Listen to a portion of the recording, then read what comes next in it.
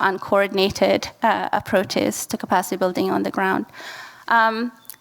These are the main points on this issue. I had some points for the second and third areas as well, but maybe I will share them later once the main panelists for those issues make their intervention, if there's space. Okay. Thank you, Ms. Galila. Now, panelist number 2, Ms. Mandy Barnett.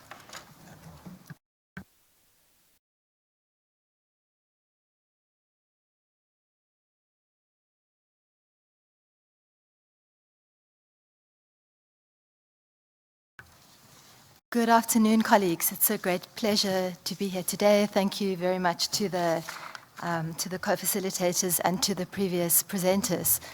I have to say what I found very heartening here is how much I agree with so much of what has been said, and in particular the point about countries needing to own their capacity building programs. And the question for me arises is, how do we do this? I'm from the South African National Biodiversity Institute, with a national implementing entity of the Adaptation Fund in South Africa, and also recently accredited entity of the Green Climate Fund. And while I can see that there's a lot of complexity and a lot of differences in the room, there seem to be quite a number of similarities, and I'd like to share with you today 4 points from the South African experience that I hope that you will find useful. So first of all, the current business model for accredited entities to raise finance is that fees are paid once projects are developed. And this model means that there are generally insufficient funds for direct access accredited entities to do their work. There are readiness funds available, we've spoken about them, but there are big gaps in the readiness program, which means that very often the readiness funds are there for us to be able to produce specific deliverables and not to be able to build the long-term institutional capacity that's needed to sustain this work. And my colleague here has emphasized that point as well. So one of the things that I would like to propose is that those who are supporting readiness programs consider things like funding medium-term staff appointments in institutions, 5-year appointments for staff whose capacities we can grow over time and retain in the institutions once the projects are approved.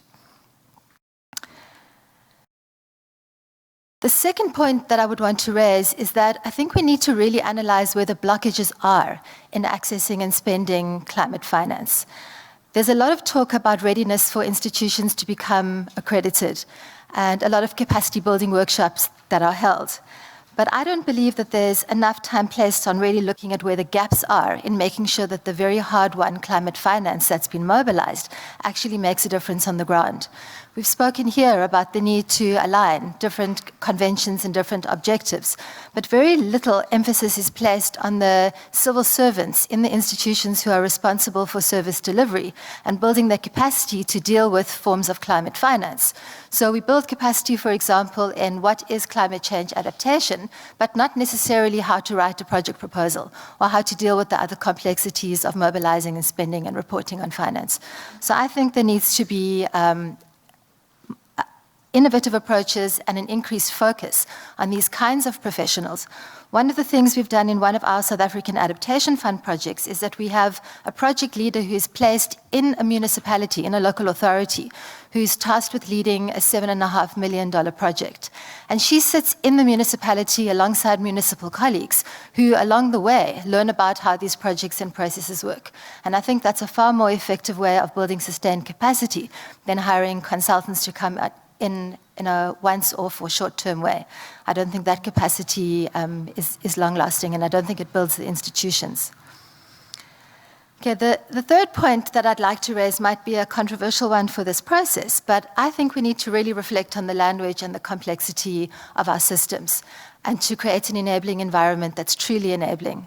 So, for example, if I'm working in a rural area in South Africa and I go to a rural farmer and I say, could you please tell me how climate change has affected your farming?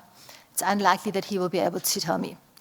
But if I say, can you tell me how your yields have changed since your grandfather farmed and how you think you should be enabled or empowered or supported to respond to that, he'll tell me exactly how climate change has affected him and what sort of adaptation response is already working. And what occurs to me about the whole system that we set up here is that the language that we use, theories of change, log frames, complex terms, are very alienating for people who are, firstly, not necessarily first language English or other mainstream language speakers, but secondly, people who actually know what's going on. They just can't deal with the complex frameworks that we've put in place.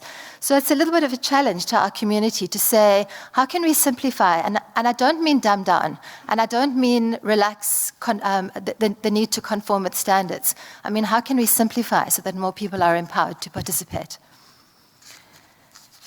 And finally, colleagues, we've heard quite a lot in this meeting already about monitoring and evaluation.